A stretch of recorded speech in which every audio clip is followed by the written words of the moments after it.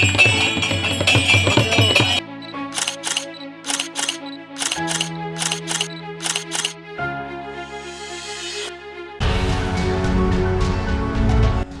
Video में हम जानेंगे दोस्तों अपने भारत की खस ट्राइब के बारे में, जिनको पहाड़ों का राजा भी कहा जाता है और जो एक वारियर ट्राइब है जिन्होंने सदियों से हमारे पहाड़ों की रक्षा की है, वहाँ की संस्कृति को बचाए रखा है। जय देव ढोकदिया, जय मस्ट, जय खस। हम लोग खस का स्टडी देखना है तो खस को देखना है तो बहुत पहले बुद्ध काल से भी पहले जो खतिया जाति बोलता था उस टाइम में।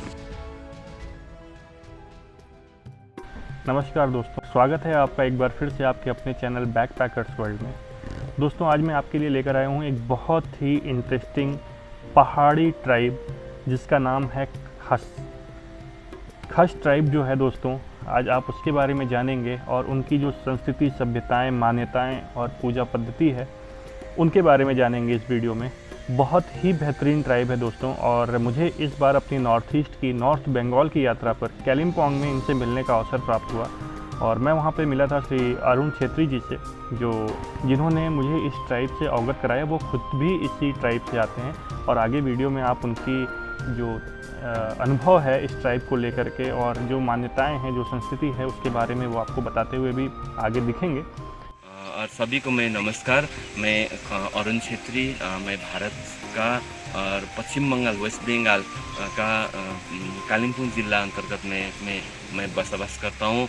और मेरा यहाँ पर जाति, खस जाति बहुत सारा है। हमारा कालिम्पोंग और दार्जिलिंग क्षेत्र और डुवर्स क्षेत्र और हमारा पड़ोसी राज्य ये आपका सिक्किम और आपका आसाम, ये भेग में बहुत सारा हमारा खस लोग रहता है। और हम खस जनजाति है। हम लोग एक अभी भी हम लोग वही बिलोंग्स करते हैं। हम लोग का सारा यहाँ का जो दार्जिलिंग डिस्ट्रिक्ट का गैजेट है उसमें भी एथनिक ग्रुप ऑल्सो खसास पीपल, ये तो हम लोग का दार्जिलिंग डिस्ट्रिक्ट में हमारा थर्ड लार्जेस्ट हाईएस्ट ग्रुप बोलता है यहाँ पर। वो 1951 का गैजेट में भी लिखा हुआ है, 21 के गैजेट में भी लिखा है। और हम लोग यही संस्कार संस्कृति बचा के रखे और अभी भी चल रहा है। हमारा पूजा है, सब कुछ हमारा ये खस परंपरा अनुसार होता है और हम लोग अभी भी बचा के रखे इसको। दोस्तों ऐसा माना जाता है कि जो खस ट्राइब है उसकी ओरिजिन दोस्तों नेपाल से है। देखेंगे दोस्तों तो चाहे सिक्किम का क्षेत्र हो, बंगाल का क्षेत्र हो, आसाम हो या उत्तराखंड हो, जो भी पहाड़ी क्षेत्र हैं, और नेपाल तो स्पेशली, वहाँ पर आपको जरूर मिलेंगे हमारे खासी ट्राइब के लोग, जिनसे मिलकर आपको एक अलग ही सभ्यता, एक अलग ही समय का एहसास होगा, क्योंकि बहुत ही पुरानी सभ्यताओं से ये बिलोंग करते हैं और बहुत ही अलग तरह के कल्चर, सब कुछ इनके पास इनका खुद का है। और भाषा इनकी दोस्तों नेपाली है, नेपाली बहुत अच्छी बोलते हैं और इसके साथ ये हिंदुइज्म और बुद्धिज्म को भी फॉलो करते हैं। और मेरा छिमेकी राज्य में भी बहुत सारा खस लोग रहता है। और हमारा खस लोग जब भारत स्वतंत्र होने से पहले हम लोग खस ट्राइब था, हम जनजाति थे और यहाँ पर हमारा भारत स्वतंत्र होने से पहले, जैसा 1901 से 1941, 1931 का जो जनगणना है उसमें भी हम लोग खस क्षेत्री लिख के भी था। और खस ट्राइब करके Kshetri is the Khasas people in 1951 act जो है उसमें भी आपका सभी लिखा हुआ है। और जो 31 में भी हमारा खस ट्राइब जो भारत स्वतंत्र होने से पहले ब्रिटिश का टाइम था, उस टाइम में हम लोग को जनजाति में हम लोग को रखा था। लेकिन भारत स्वतंत्र होने के बाद, जब भारत स्वतंत्र हुआ उसके बाद क्या हो गया, हम लोग का 1954 में मंडल कमेटी आया, उस टाइम से हमारा ये जनजाति का जो ट्राइब है वो हमारा छूट गया। हम लोग खस का स्टडी देखना है तो खस को देखना है तो बहुत पहले बुद्ध काल से भी पहले जो खतिया जाति बोलता था उस टाइम में, और खतिया जाति बोलता था उस टाइम में। और खेत में काम करता था, इसीलिए खतिया बोलता था। खतिया से हम लोग खस जाति बन गया। ये हम लोग का माउंटेन से भी जुड़ा रहता है। बहुत सारा है हम लोग का खस टाइप में। और हम लोग खेती बाड़ी ज़्यादा करते हैं, गाय पालन ये सब कुछ करता है। दोस्तों आइए अब देखते हैं खस कम्युनिटी की पूजा विधान के बारे में, कैसे यहाँ पे जो देवता हैं उनकी पूजा की जाती है। और जो खस कम्युनिटी के प्रमुख देवता हैं दोस्तों, उनका नाम है मष्ट देवता। जितना भी हम लोग का पूजा होता है, ज्येष्ठ पूर्णिमा और सावन पूर्णिमा, उभौली कम होता है हम लोग का। और जो मंगसिर पूर्णिमा और पूस का जो पूसे औंसी बोलता है, अमावस्या बोलता है और शायद हिंदी में वो, उसमें भी हम लोग का एक उस दिन हम लोग का खस पर्व, खस दिवस मनाता है। उससे हम लोग का उसके साथ हमारा एक महीना का हम लोग का प्रोग्राम जैसा चलता है, हमारा उत्सव चलता है। और हम लोग का उस टाइम में ठुली भैली, भुबो पर्व, भुबो बहुत अच्छा तरीका से खेलता है हम लोग। और गाना बजा के भी भुबो खेलता है, बाजा बजा के भी भुबो खेलता है। ऐसा हम लोग का खस टाइप में है। दोस्तों खास कम्युनिटी के जो देवता हैं उनका नाम है मष्ट देवता, और उनकी पूजा को कहा जाता है मष्ट पूजा। दोस्तों मष्ट पूजा के विधि विधान बिल्कुल ही अलग होते हैं, और जो इनके पंडित होते हैं पूजा को कराने के लिए, उनको धामी कहा जाता है। और उनके साथ, पंडित के साथ जो एक सहयोगी होते हैं, उनको पाली बोला जाता है। दोस्तों जो पूजा का विधान है उसमें बलि प्रथा से भी विधान है पूजा का, और बिना बलि के भी जो है वो ऐसी परंपरा है कि देवता की पूजा की जा सकती है। देव स्थान होता है, देव स्थान पे ये पूजा की जाती है। आप जैसा कि वीडियो में देख रहे होंगे, एक कपड़ा होता है जिसको आलन बोला जाता है, लाल और सफ़ेद परगालू होता है, और उसके सहायता से उसका उपयोग करके देवता को प्रसन्न करने के लिए देवता की पूजा की जाती है। इसमें 9 भुवानी की भी पूजा होती है, कि देवी की मान्यता है एक प्रकार से, तो 9 भुवानी की भी पूजा होती है। और बहुत ही पहाड़ों की जो भी दोस्तों पूजा देवी देवताओं की होती है वो बिल्कुल जागृत होती है। आपने कई सारे वीडियोस में पहले भी देखा होगा, हिमाचल हो या उत्तराखंड या आसाम, और बहुत ही बेहतरीन तरीके से वहाँ पे देवी देवताओं की पूजा की जाती है। और उसी का एक स्वरूप हमारे खास ट्राइब में भी आप अभी देख रहे हैं। दोस्तों मष्ट पूजा में 12 भाई हैं, जो देवता हैं उनकी पूजा होती है, और वो 12 महीने में होती है, 12 महीने के आधार पर। ज्येष्ठ में भी होती है, आषाढ़ में, सावन में, कार्तिक में, मंगसिर, पूस, माघ, फागुन, चैत, वैशाख, सभी महीनों में पूजा की जाती है। कुछ विशेष पूजा है जिसमें दिवाली होती है, गौशाला में जो पूजा होती है, गौड़ धूप होता है, 1 महीने का एक पर्व होता है, उसको ठोली भैली बोलते हैं। इसमें देवड़ा नाच की परंपरा है।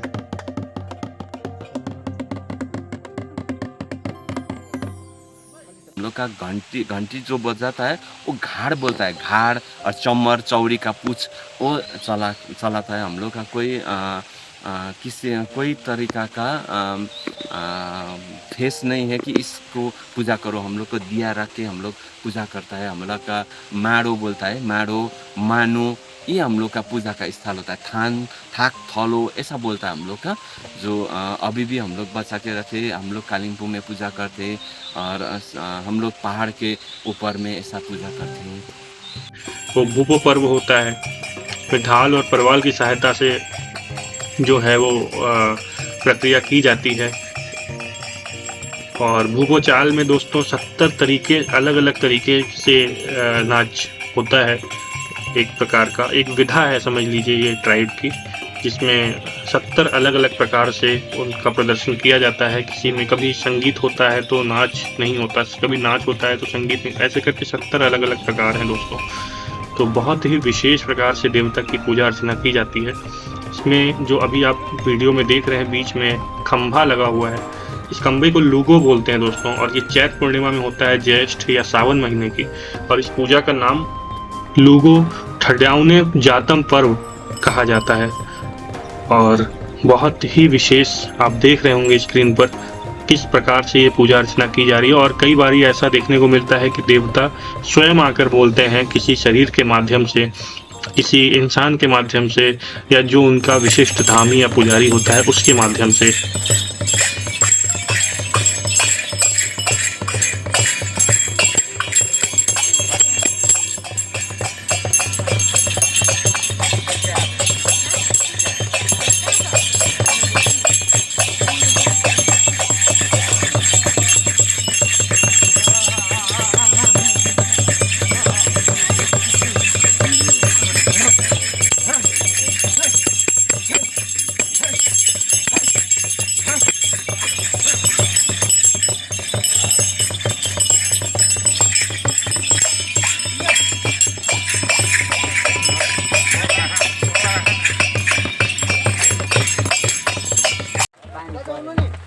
एक्सरसाइज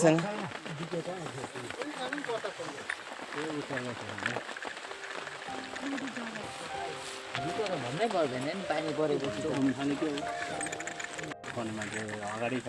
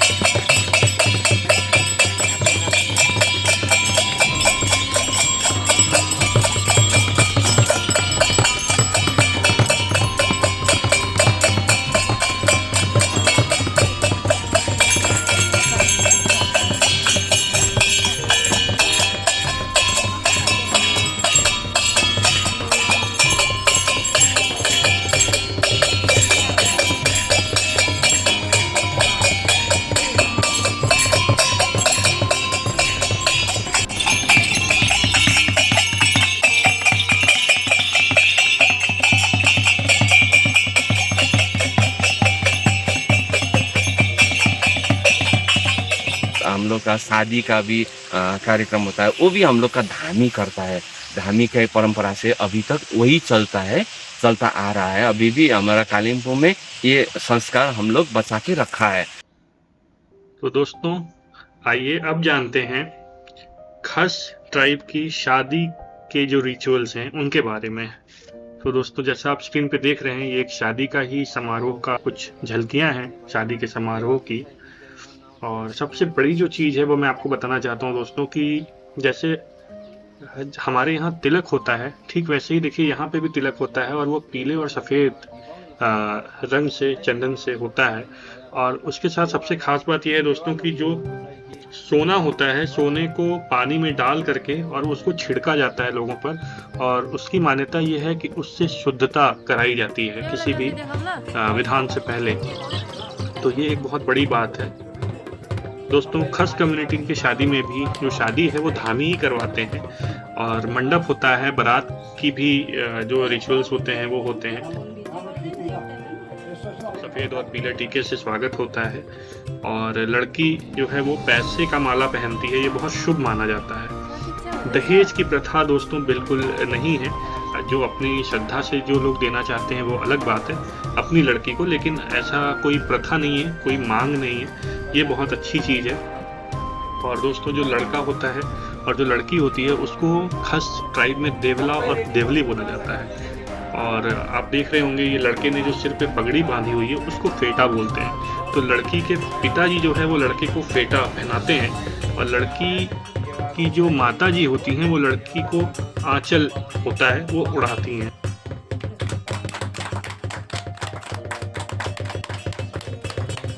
दोस्तों शादी संपन्न होने के बाद विदाई का भी वैसा ही नियम है जैसा हमारे हिंदू धर्म में होता है, तो विदाई भी होती है। तो ये बहुत ही बेहतरीन, बहुत अलग एक रिचुअल है। आप देखिए इसको, तो दोस्तों अब आप ये जो शादी की पूरी रिचुअल है इसको एंजॉय कीजिए और देखिए कैसे वहाँ पर लोग मिल रहे हैं, जुल रहे हैं और शादी को एंजॉय कर रहे हैं।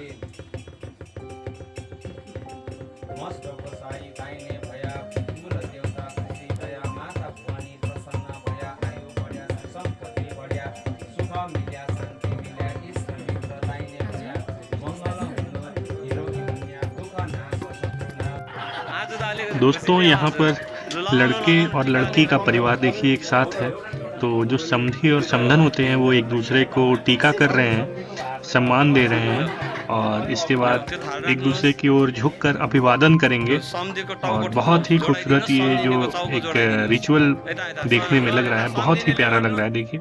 और वाकई में शादी जो होती है वो दो परिवारों का जो है संगम होती है एक प्रकार से आप मान लीजिए तो, और उसका पूरा झलक देखिए आप खस ट्राइब में भी आपको दिख रहा है। सँगै लाउनुहोस्, सँगै दुईजनाले दुईपट्टि लाउनुहोस् र टाउको जोडाउनुहोस्।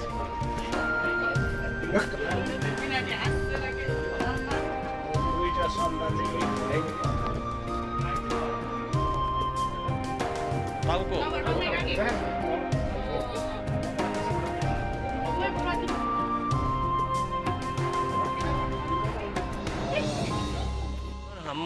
हम खास कम्युनिटी से मैं एक धामी भी हूँ, धर्मगुरु भी मानते हैं। और हम लोग जब यहाँ पर जितना भी हमारा कल्चर बोलूँ, कल्चर जो चलता है, संस्कार जो हमारा जन्म होता है, लड़का लड़की जो भी हो जन्म होता है, लड़का लड़की का उसका 5 दिन में हम लोग का नामकरण संस्कार होता है। और कुल दीक्षा वो हम लोग का जनाई संस्कार नहीं होता है, कुल दीक्षा संस्कार कुल में डालने का ये कार्यक्रम होता है। दोस्तों अब हम देखने जा रहे हैं एक और बहुत अच्छी जो खास ट्राइब की परंपरा है उसको उसे नामकरण बोलते हैं। और नामकरण का मतलब होता है नाम लेना, नाम रखना। और ये परंपरा भी पूजा और विधि विधान से होती है और उसको धामी ही करवाते हैं।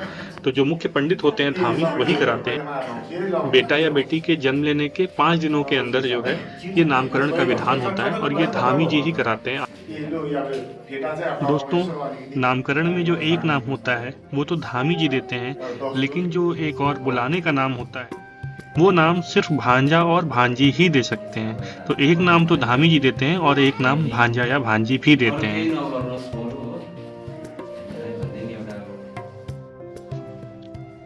एक और बहुत अच्छी चीज मैं आपको यहाँ बताना चाहूँगा कि इसमें भी मंडप बनता है और ये पूरी प्रकृति की पूजा होती है दोस्तों। बेलपारा बोलते हैं, सूर्य की पूजा होती है, अष्ट चक्र बनते हैं।